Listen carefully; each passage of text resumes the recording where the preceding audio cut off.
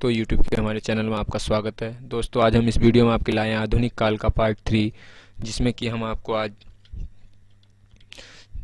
छायावादी युग के बारे में बताएंगे। जैसे कि आपको पता है पार्ट 2 में हमने भारतेंदु युग और दुर्भेद्य युग को कंप्लीट किया था, और उससे पहले पार्ट 1 में हमने आदि काल और भक्ति काल और रीति काल को कंप्लीट किया। तो आधुनिक काल दोस्तों अपने आप में बहुत मोस्ट इंपोर्टेंट है, इसी वजह से इसके पार्ट्स अलग अलग बनाने पड़ रहे हैं, क्योंकि दोस्तों इसमें सारे महत्वपूर्ण राइटर्स इसी में आते हैं। उनसे तो एक ही वीडियो में मैंने तीनों कवर कर दिए थे, बट इसके सारे महत्वपूर्ण राइटर और उनकी सारी महत्वपूर्ण रचनाएं ली गई हैं। इसी वजह से ये एक आध वीडियो आपको एक्स्ट्रा मिल जाएगा, लेकिन आपको पूरा गागर में शागर होगा, जो कि आपके लिए सभी कंपटीशन एग्जाम के लिए बहुत हेल्पफुल होगा। चलिए, तो आज हम अपने छायावादी युग जो कि 1920 से 1936 तक चला था, इसके बारे में आज जानते हैं। इसे दोस्तों हम दो भागों में विभक्त करके पढ़ेंगे, एक काव्य के छायावादी युग के कवि और एक गद्य के, जो कि इसी पार्ट्स में इसी वीडियो में है दोनों। तो उनके बारे में अब जानेंगे, ठीक है। चलिए शुरू करते हैं।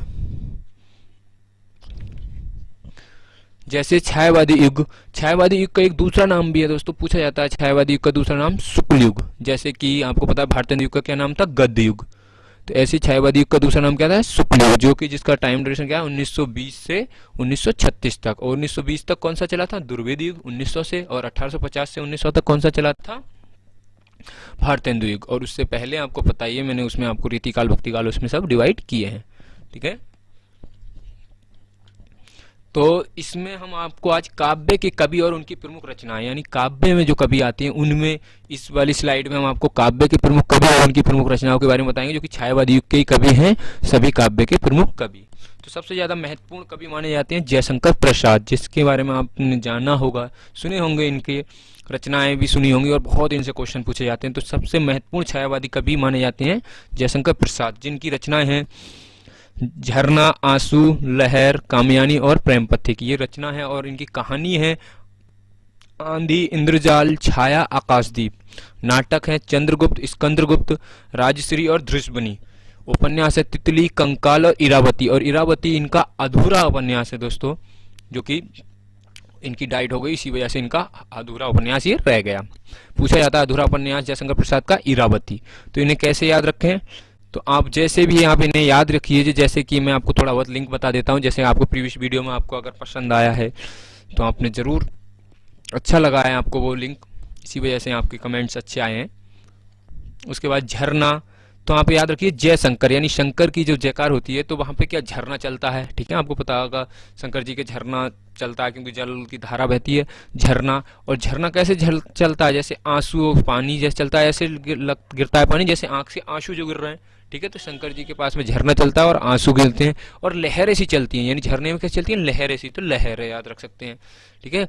और कामयानी, और सभी काम में अपने लीन होते हैं, यानी काम करते रहते हैं हम, ठीक है, कामयानी, और काम में आते रहते हैं, यानी झरने के हम काम करते रहते हैं, ऐसे कर कुछ याद रखिए। प्रेम पथिक, और प्रेम पथिक यानी प्रेम के पथिक यानी साथिक जो भी होते हैं सब उसे देखने के लिए जाते हैं, ठीक है। तो शंकर जी के और पास झरना चलता है जिसमें आंसू की लहर जैसी गिरती है, और कैसा काम यानी हम अपने काम में लगे रहते हैं, और प्रेम पथिक यानी प्रेम के लोग उसे देखने जाते हैं। अब कहानी देखिए, कहानी टाइप की आप बना लीजिए। कहानी थी एक, क्या था, एक पिक्चर की कहानी से याद कीजिए, कोई पिक्चर में, जैसे पिक्चर में आंधी आई थी और वहां पे जाले से बंधे हुए थे सबलंग से, ठीक है। और छाया एकदम छाया हो गई, और एकदम आकाश में दीप जैसे जलने लगी, यानी आकाश में कैसे हो गया, काला काला हो गया, आंधी आई तो काला काला आकाश हो गया। इससे आप याद कर सकते हैं।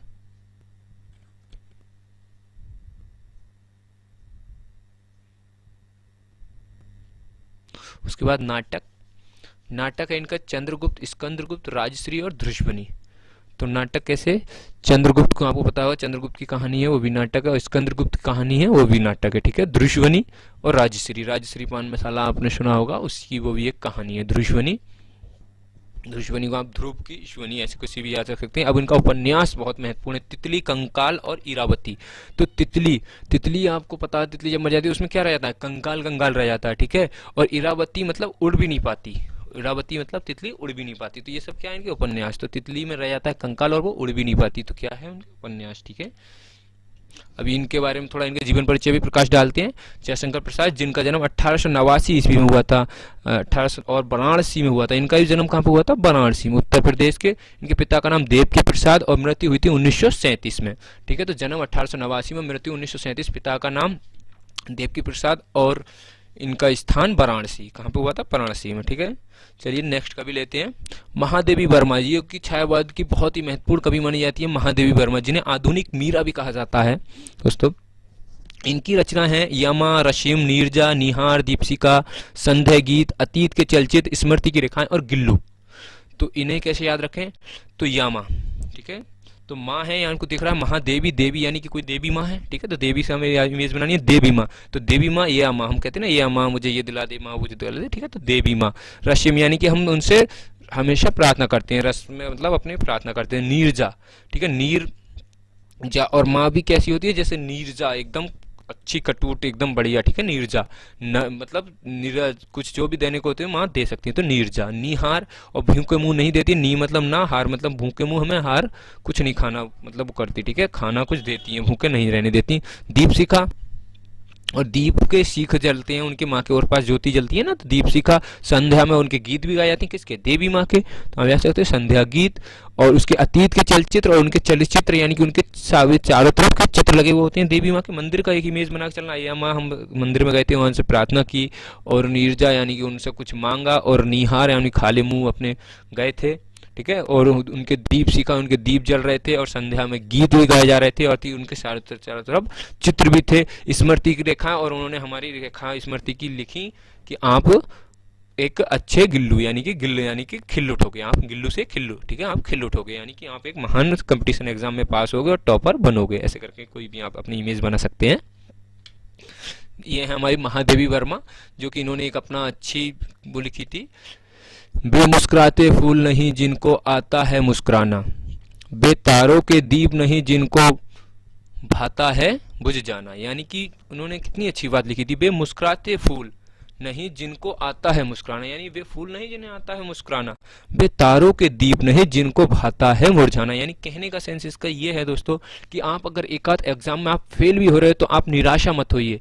ऐसा नहीं, आप तारे हैं, यानी कि सितारे हैं, और आप कभी ना कभी कामयाब जरूर होगे। ऐसा नहीं कि आप एक में फेल हो गए तो आप हाथ पे हाथ रख के बैठ जाएं कि अब मेरे बस की नहीं है कि मैं कंपटीशन एग्जाम तोड़ सकूं। ऐसा नहीं होगा, आप कभी ना कभी जरूर तोड़ोगे और कभी ना कभी आपको सिलेक्शन मिलेगा। ठीक है, आई होप, मैं ऊपर वाले से दुआ करता हूँ कि आपको जल्दी से जल्दी सिलेक्शन मिले। आधुनिक मीरा, इन्हें आधुनिक मीरा भी कहा जाता है। जैसे मैंने आपको शुरू में बताया, आधुनिक मीरा क्वेश्चन बहुत बार पूछा गया। आधुनिक मीरा किसे कहा जाता है? महादेवी वर्मा को। इनका जीवन पे प्रकाश डालते हैं। 26 मार्च 1907 में इनका जन्म हुआ था, और 11 सितंबर 1987 में इनकी मृत्यु हो गई थी। ठीक है, अब ये छायावादी कवित्री थी। कवित्री यानी कवित्री किसे बोलते हैं? यानी लेडीज को, और कवि किसे बोलते हैं? जेंट्स को। ठीक है, तो छायावाद की थी। आपको पता है ये सब काव्य के, काव्य वालों को बोला जाता है कवि। दोस्तों मैं आपको एक फैक्ट्स बताता हूँ, जैसे आपने हाई स्कूल में पढ़ा होगा काव्य और गद्य दो किताबें होती थी। तो जो काव्य में जो राइटर आते हैं उन्हें बोला जाता है कवि, और जो गद्य में आते हैं उन्हें बोला जाता है लेखक। ठीक है, यानी कि वो अपनी कविताओं पर आधारित बातें करते थे, और लेखक यानी वो अपने लिख कर बताते थे। तो ज्ञानपीठ पुरस्कार मिला था इन्हें यामा के लिए, जो कि यामा इनकी रचना है बहुत ही महत्वपूर्ण है, उसके लिए ज्ञानपीठ पुरस्कार मिला था 1982 में। तो किस रचना के लिए मिला ये भी पूछा जाता है, तो यामा के लिए मिला था। कौन सा? ज्ञानपीठ पुरस्कार। और पद्म विभूषण जो मिला था 1988 में मरणोपरांत, यानी कि इनकी मृत्यु के बाद मिला था।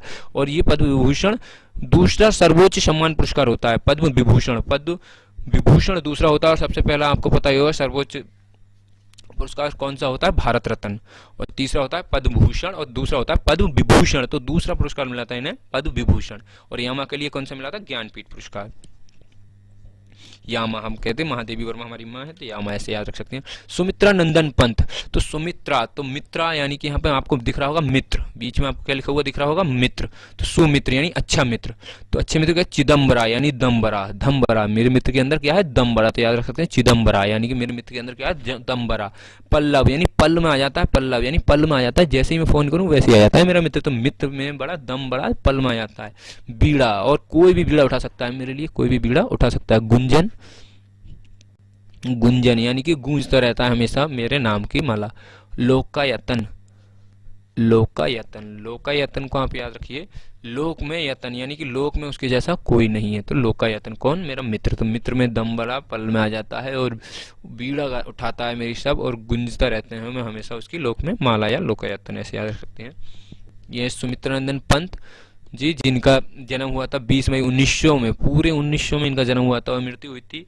दोस्तों आप तारीख पे फोकस मत कीजिए, बस थोड़ा सा इनकी डेट्स पर और इनके क्या क्या इन्हें पुरस्कार मिले उस पर ज़्यादा फोकस रखने का है, और क्या इन्हें आधुनिक नाम से जाना जाता है।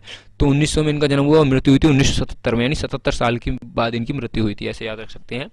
और इन्हें प्रकृति के शिव कुमार कवि, ये भी बहुत बार पूछा जाता है, प्रकृति के शिव कुमार कवि किसे कहा जाता है? तो सुमित्रानंदन पंत को प्रकृति के सुकुमार कवि।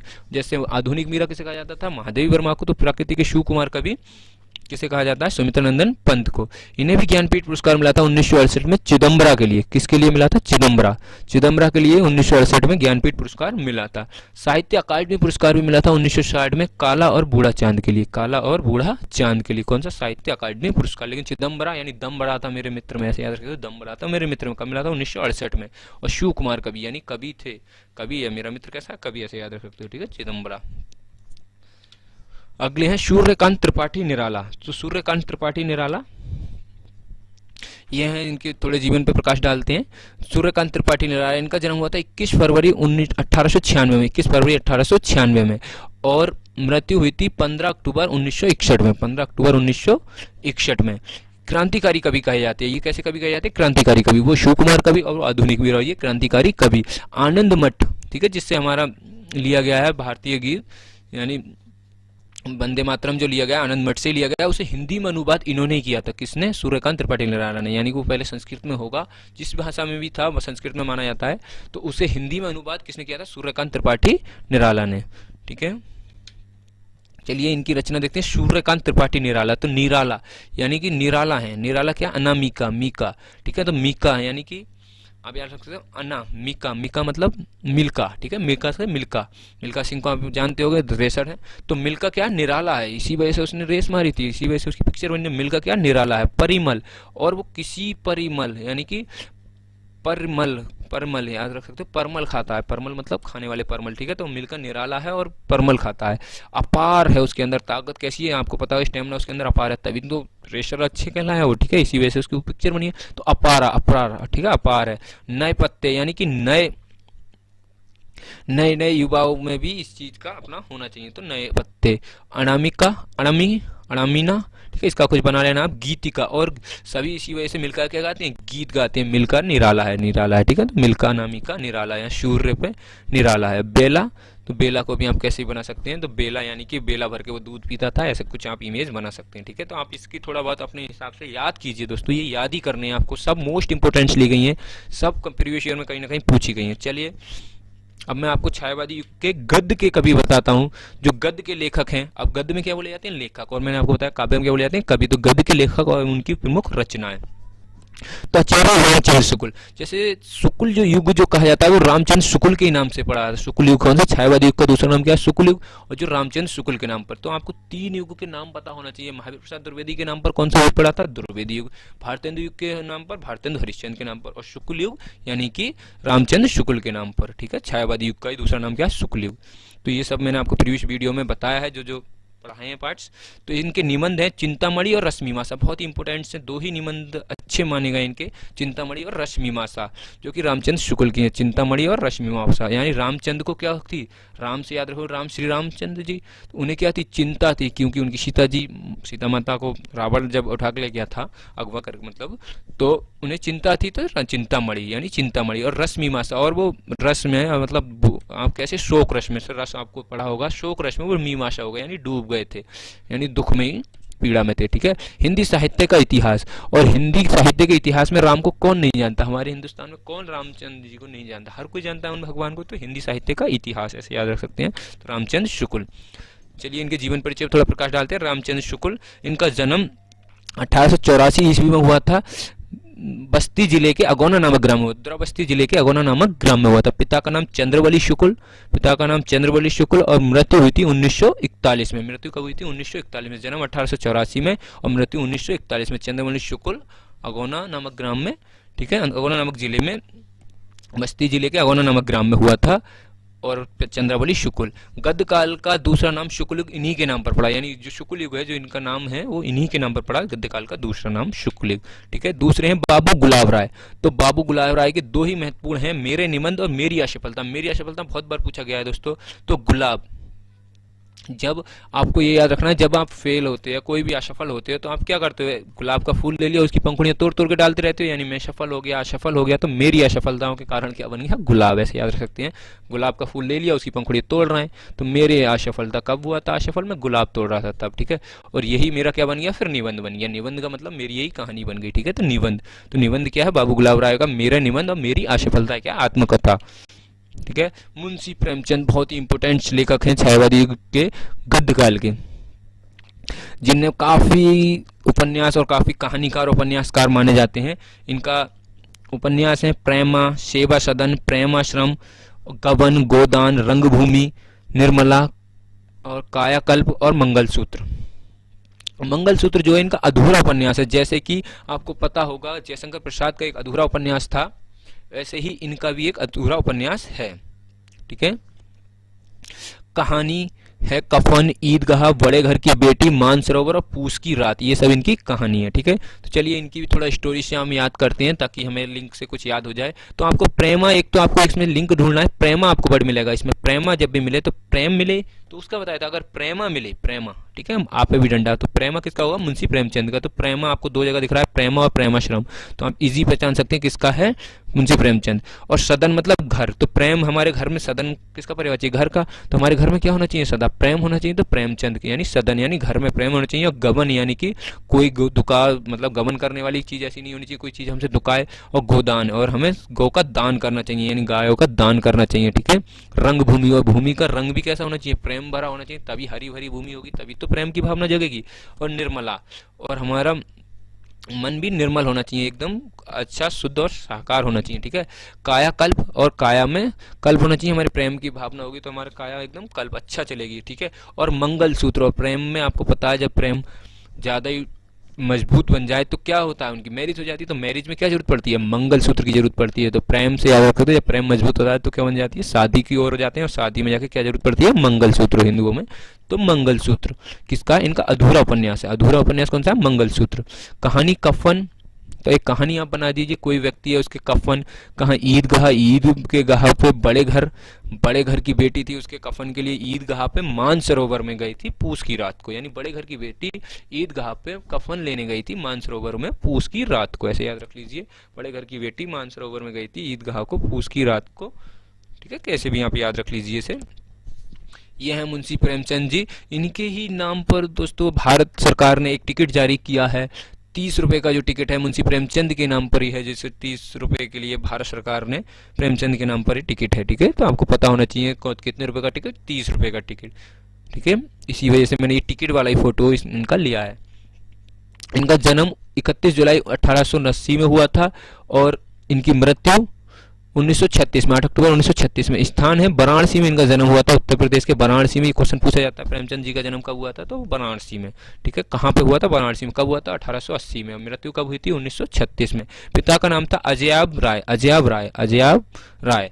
पिता का नाम क्या था, अजयाब राय। बहुत प्रसिद्ध कहानीकार और उपन्यासकार रहे हैं, बहुप्रसिद्ध यानी बहुत ज्यादा प्रसिद्ध कहानीकार और उपन्यासकार। इनकी एक जीवनी है कमल का सिपाही, यानी इन्हीं की जीवनी है जो अमृत राय ने लिखी है। किसने लिखी है, अमृत राय ने, जिसमें वर्णन किसका है, प्रेमचंद जी का। कमल का सिपाही, कलम का सिपाही पूछा जाता है, कलम की सिपाही किसकी जीवनी है, तो लिखी तो अगर बोला जाए लेखक का नाम तो अमृत राय, और किसकी इसमें कहानी है तो किसकी है, प्रेमचंद जी की। किसकी है, मुंशी प्रेमचंद की। ठीक है, नेक्स्ट पद्मलाल पुन्नालाल बख्शी, तो बस इनका एक ही याद रखना है, पंचपात्र। तो पंचपात्र यानी पुन्नालाल बख्शी पंचपात्र, यानी पंच में पात्र थे, यानी पांचों में क्या थे, पात्र, यानी सबसे ज्यादा योग्य थे। कौन, पुन्नालाल बख्शी, बख्श देते सबको, इसी वजह से पात्र थे। राम वृक्ष बेनीपुरी, तो इनकी भी काफी अच्छी रचनाएं हैं।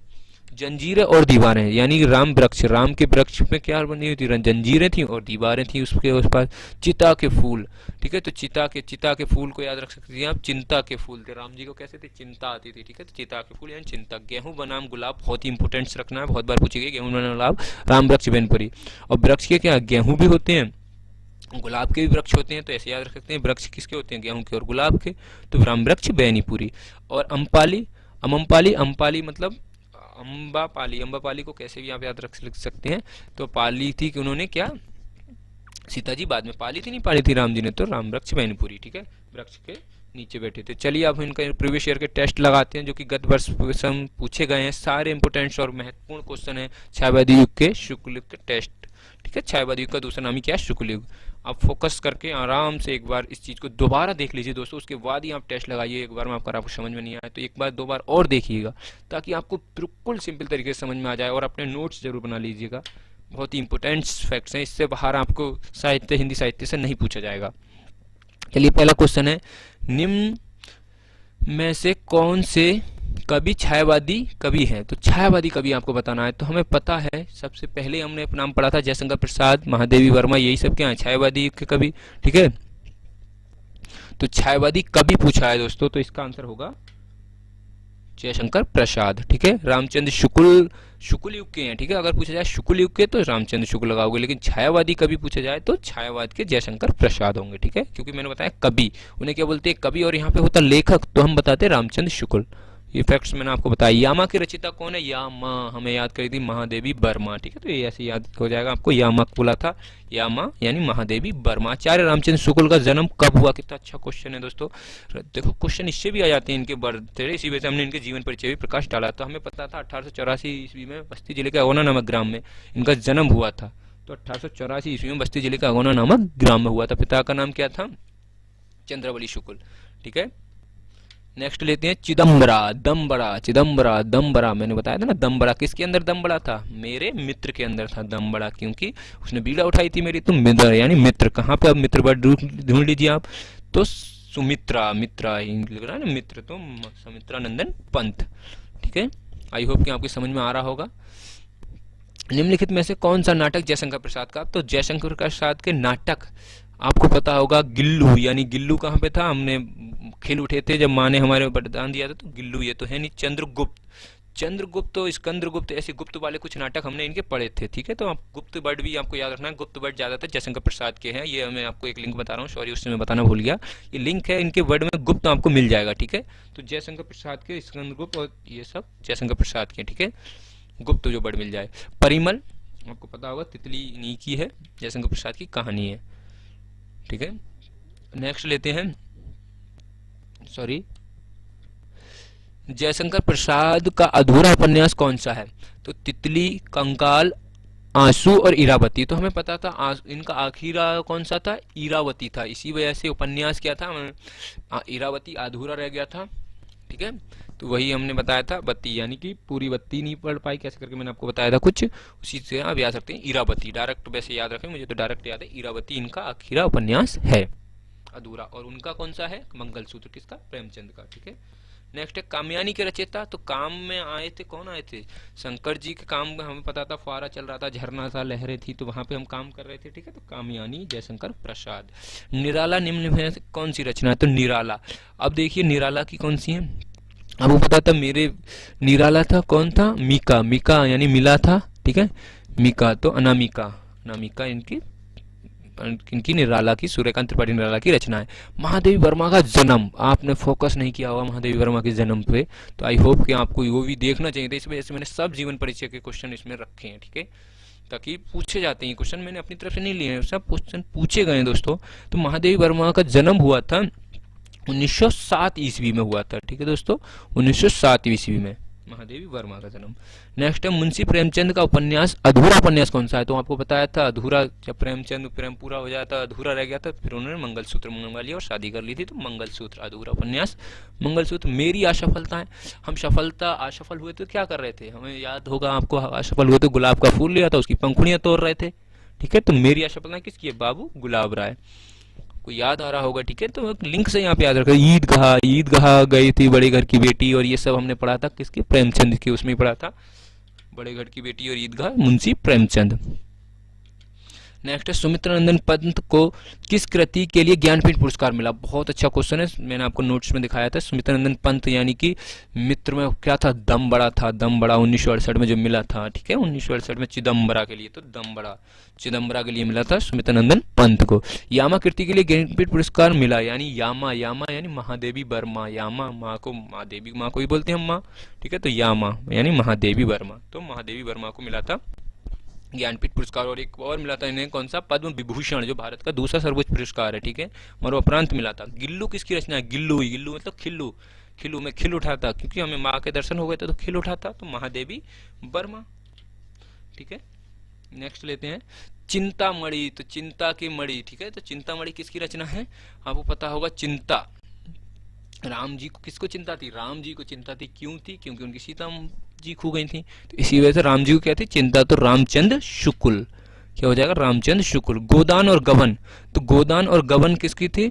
गोदान, गोदान और गबन आपको मैंने बताया, गो का दान करना चाहिए, अगर प्रेम में हो तो आप गो का दान करोगे तो आपका प्रेम सक्सेस होगा, तो प्रेमचंद, ठीक है, तो मुंशी प्रेमचंद किसका? गोदान गबन।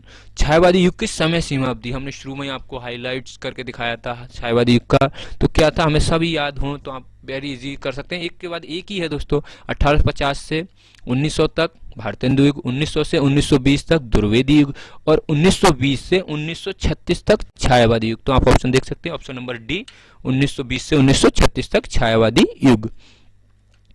दैट्स ऑल दोस्तों, अगर आपको ये वीडियो पसंद आई हो तो हमारे चैनल को सब्सक्राइब करें, साथ ही बेल आइकन को दबाएं और लाइक करें और अपने फ्रेंडों के साथ शेयर करें। जय हिंद, जय भारत।